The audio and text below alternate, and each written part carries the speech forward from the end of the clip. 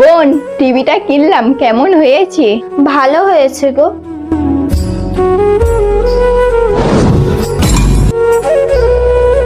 শোনো। হ্যাঁ বলো, কি হয়েছে? দেখো, তোমার দাদা নতুন টিভি কিনেছে। হ্যাঁ, সে তো ভালোই হলো, আমরা সবাই মিলে টিভি দেখতে পারবো। কি সবাই মিলে দেখবো? আমরা ওইরকম নতুন টিভি কবে কিনবো? আরে আস্তে আস্তে সবই কিনবো, একটু ওয়েট করো। হ্যাঁ হ্যাঁ, আমি সারা জীবন ওয়েট করে যাবো। আজ দেখো তোমার বড় দাদা কোথায় পৌঁছে গেছে, আর তুমি দেখো, হাতের পাঁচটা আঙুল কখনো সমান হয় না, যখন হওয়ার তখন ঠিকই হবে। আর তুমি কেন এত টেনশন করছো বলো তো? থাক থাক, বুঝেছি।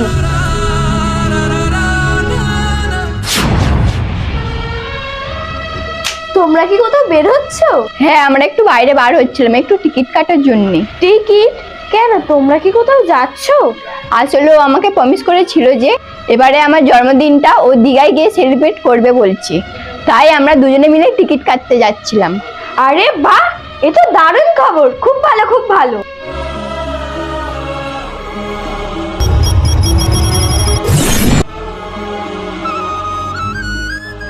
এই শোনো, তোমার দাদা তোমার দাদার বউ দীঘায় যাচ্ছে জন্মদিন সেলিব্রেট করতে, আর তুমি আমাকে এই চার দেয়ালের মধ্যেই রেখে দিয়েছো। কোনোদিন তো কোথাও বার করো। আমার দাদা অনেক টাকা ইনকাম করে, সেই বুঝে সে অনেক খরচা করে। আমি তো আর অত টাকা ইনকাম করতে পারি না। তবে তুমি চিন্তা করো না, আমিও টাকা কামাচ্ছি, দুজনে মিলে একসঙ্গে ঘুরতে যাওয়া হবে। থাক, তুমি শুধু টাকা জমাতেই থাকো। কি গো, চাটা নিয়ে এসো। এই নাও, ধরো। এত চিৎকার চেঁচামেচি কিসের গো? আমি একটু দেখে আসি তো। কি রান্না করেছো তুমি? এটা কোনো রান্না হয়েছে? আমি এত টাকা ইনকাম করি এই জঘন্য খাবার খাওয়ার তাদের একটা রান্না ঠিকঠাক মতন করতে পারো না? ভুল করে হয়ে গেছে হয়তো, আমি এক্ষুনি কিছু একটা বানিয়ে দিচ্ছি, প্লিজ তুমি রাগ করো না। লাগবে না আমার অন্য কিছু, বেরো এখান থেকে।